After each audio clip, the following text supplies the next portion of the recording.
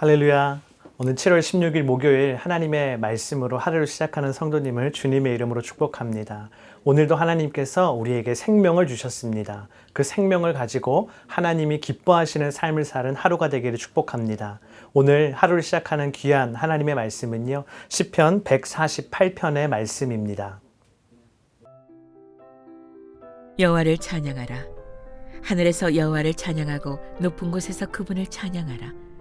그분의 모든 천사들아 그분을 찬양하라. 그분의 모든 군대들아 그분을 찬양하라. 해와 달아 그분을 찬양하라. 너희 빛나는 모든 별들아 그분을 찬양하라.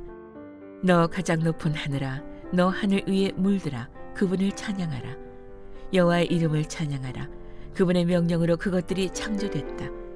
그분이 그것들을 그 자리에 두어 영원토록 있게 하셨고 결코 없어지지 않을 법령을 주셨다.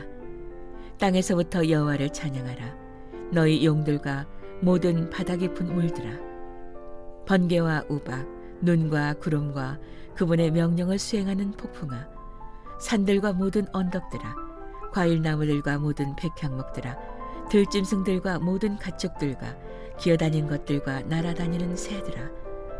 땅의 왕들과 모든 백성들과 너희 왕자들과 땅의 모든 재판관들아. 청년들과 하녀들과 노인들과 아이들아. 여호와의 이름을 찬양하라. 그 이름만이 위대하시고 그 영광이 땅과 하늘 위에 있다. 그분은 백성들을 위해 뿔을 높이 드시니 그분의 모든 성도들 곧 그분께 가까이 있는 백성 이스라엘 자손들의 찬양을 높이신다. 너희는 여호와를 찬양하라. 오늘 하나님은 첫 번째로 우리에게 헛된 우상을 버리는 것이 하나님을 찬양하는 것이라고 말씀하십니다. 1절 말씀입니다. 여호와를 찬양하라. 하늘에서 여호와를 찬양하고 높은 곳에서 그분을 찬양하라. 오늘 시작하는 말씀이요, 여호와를 찬양하라입니다. 이것을 우리가 너무나 잘 알고 있는 익숙한 히브리어로 바꾸면 할렐루야입니다. 야훼를 찬양하라라는 이 명령어이죠. 그런데 특별히 오늘 1절 말씀에 보니까요, 하늘에서 여호와를 찬양하라고 하였습니다. 하늘에서, 다른 말로 바꾸면 하늘에서부터 여호와를 찬양하라고 시편의 기자가 이야기합니다. 그리고 이어지는 2절부터 4절까지의 말씀은 하늘에 있는 피조물들이 등장하죠. 2절에는 어떤 존재가 등장합니까? 2절에는요, 그분의 모든 천사들아 그분을 찬양하라. 그분의 모든 군대들아 그분을 찬양하라. 하늘의 천사들이 나오고 하나님의 군대들이 나옵니다. 그들이 하나님을 찬양하라고 이야기합니다. 3절 말씀에도요, 해와 달아 그분을 찬양하라. 또 너희 빛나는 모든 별들아 그분을 찬양하라. 해와 달과 별이 등장하는 것을 볼 수가 있습니다. 4절 말씀에는 또 어떤 것이 등장합니까? 너 가장 높은 하늘아, 너 하늘 위에 물들아 그분을 찬양하라. 하늘과 그 위에 물들도 하나님을 찬양하라고 이야기합니다. 오늘날 우리의 입장에서 보면요, 이 말씀은 아무렇지도 않은 것 같습니다. 그러나 이 성경의 첫 배경이 되었던 고대 근동 사회에서는요, 이것은 매우 충격적인 명령이라는 것을 발견할 수 있습니다.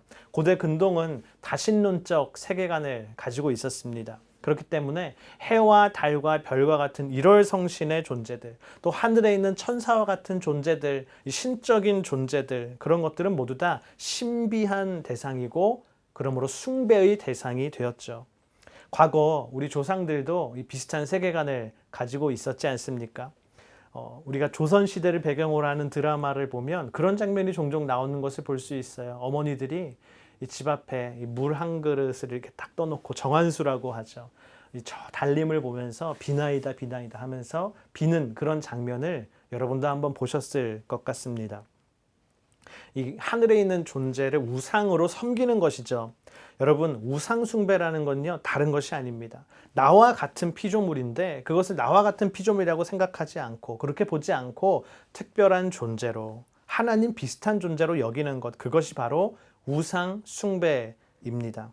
그래서요, 돈을 우상 삼는 사람은 특별한 것이 아니라요, 돈을 그냥 도구로 보는 것이 아니라 돈을 특별한 존재로, 하나님 비슷한 존재로 여기는 사람, 그 사람이 바로 돈을 우상 삼는 사람입니다.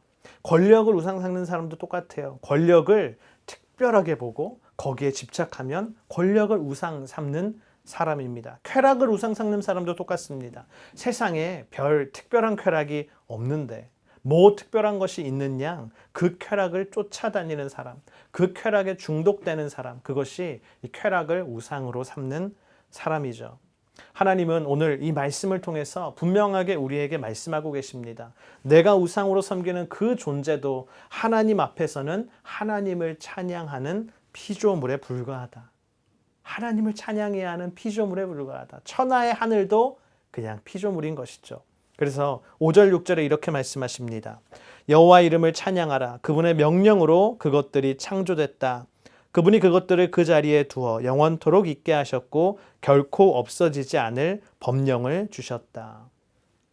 하나님께서는요, 이 모든 것들을 말씀으로 창조하셨고 하나님이 지금도 통치하고 계시고 보존하고 계시다는 것입니다. 여러분, 오늘 당신의 마음속에 그런 우상이 있다면 그것을 내려놓으십시오. 그래, 그것도 나와 똑같은 피조물일 뿐이야. 세상에 하나님 외에 특별한 것이 없어. 그렇게 우리가 고백할 때 그것이 바로 무엇입니까? 우상을 버리는 것이고 오늘 하나님의 말씀은 그것이 우리에게 귀한 찬양이라고 이야기합니다. 여러분, 그 믿음으로 승리하시기를 축복합니다. 두 번째는요, 진정한 회복은 하나님을 찬양하도록 하는 것이다 라고 오늘 하나님의 말씀을 우리에게 이야기합니다.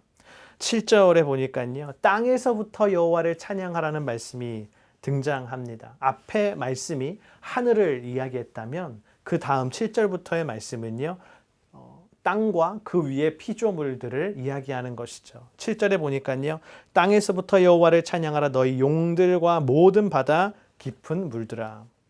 용들이라는 것은요, 이 바닷속의 신비로운 창조물을 상징하는 것이죠. 또 깊은 물은 이 물속에 있는 모든 존재들을 이야기하는 것인데 그 모든 존재들이 하나님을 찬양하라고 이야기하고 있습니다. 8절 말씀입니다. 번개와 우박, 눈과 구름, 그분의 명령을 수행하는 폭풍아. 날씨를 이야기하는 거 아닙니까? 번개도 우박도 눈도 구름도 또 폭풍도. 우리가 볼 때는 혼돈의 날씨 같습니다. 왜 폭풍이 치고 왜 이렇게 비가 올까 생각하지만 그 모든 것들이 알고 보면 하나님을 찬양하고 있는 것이죠.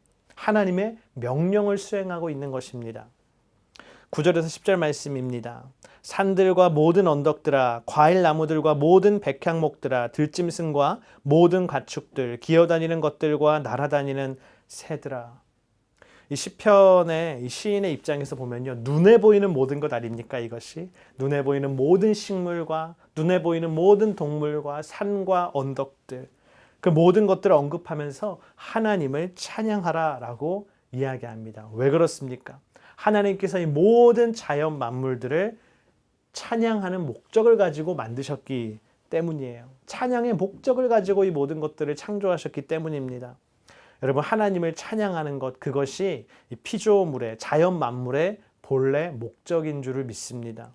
그리고 이 자연은요, 천지창조의 순간부터 지금 이 시간까지 그 하나님 찬양하는 그 목적대로 잘 지내오고 있는 것이죠. 수행하고 있는 것이죠.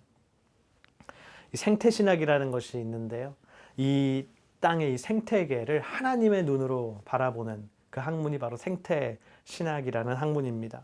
근데 생태신학자 중에서는요, 이 하나님께서 우리에게 주신, 저와 여러분들에게 주신 은혜를 두 가지로 이야기하는 경우가 있는데, 첫 번째는 레드 그레이스, 붉은 은혜다. 그것은 바로 예수 그리스도께서 나를 위해 십자가에서 죽으신, 그리고 우리에게 영원한 생명을 주신 십자가의 은혜를 의미합니다. 레드 그레이스. 그리고 두 번째는요, 그린 그레이스예요. 녹색의 은혜다. 이것은 무엇이냐면요, 하나님이 우리 인간을 위하여서 이 녹색의 생태계, 아름다운 이 자연 만물을 창조해 주셨다는 것이에요. 천지 만물을 다 창조하고 하나님을 찬양하는 그 자연 만물을 찬양하고 그 아름다운 하나님 찬양하는 공연장의 한가운데 하나님이 마지막으로 어떤 존재를 창조하십니까? 바로 저와 여러분, 인간을 창조하셨어요. 하나님이 우리에게 굉장한 은혜를 주신 것이죠. 그러므로 여러분, 자연을 잘 지키는 크리스천이 되기를 축복합니다. 만물이 하나님을 찬양하도록 회복시키는 저와 여러분이 되기를 바랍니다. 저와 여러분도요, 오늘 만나고 내 눈에 띄는 모든 것들이 하나님을 찬양하도록 나아가는 사람들이 되기를 축복해요. 마지막으로 오늘 하나님은요, 우리에게 인생의 성공은 하나님을 찬양하는 것이라고 말씀하십니다. 이제 하늘도 나오고 땅도 나오고 이제 마지막 11절부터 14절에는요. 인간을 이야기합니다. 11절부터 13절 말씀입니다. 땅의 왕들과 모든 백성들, 땅의 모든 고관들과 재판관들아, 총각들과 처녀들, 노인과 아이들아, 여호와 이름을 찬양하라. 그 이름만이 위대하시고 그 영광이 땅과 하늘 위에 있다. 인간에게 하나님을 찬양하라고 합니다. 그 인간은 남녀노소를 불문하고 높은 이나 낮은 이나 가난한이나 부유한이나 아무런 상관없이 모든 인간들이 하나님을 찬양하라고 이야기합니다. 심지어 14절에는 뭐라고 얘기합니까? 그분은 백성들을 위해 뿔을 높이 드시니 그분의 모든 성도들 곧 그분께 가까이 있는 백성 이스라엘 자손들의 찬양을 높이신다. 너희는 여호와를 찬양하라. 하나님께서요, 이 선택받은 백성들이 하는 찬양, 구원받은 하나님의 백성들이 하는 찬양은 더 기쁘게 받으신다. 그 찬양을 높여주신다라고 이야기하고 있습니다. 그러므로 저와 여러분들이 하나님을 그렇게 찬양해야 하는 것이죠. 그것이 하나님의 큰 기쁨이라는 것입니다. 제가 다니던 신학교에 히브리어가 적힌 비석이 하나 있었습니다. 수년 동안 그 비석 앞을 지나다니면서 저게 무슨 말인가 알지 못하고 관심이 없었어요. 제가 어느 날 히브리어를 배우게 됐어요. 히브리어를 배우고 나서 그 비석 앞을 지나는데 그 히브리어가 읽어지는 거예요. 뭐지? 하고 읽어보니까 뭐였냐면요. 할렐루야였어요. 여호와 하나님을 찬양하라. 야훼 하나님을 찬양하라. 할렐루야.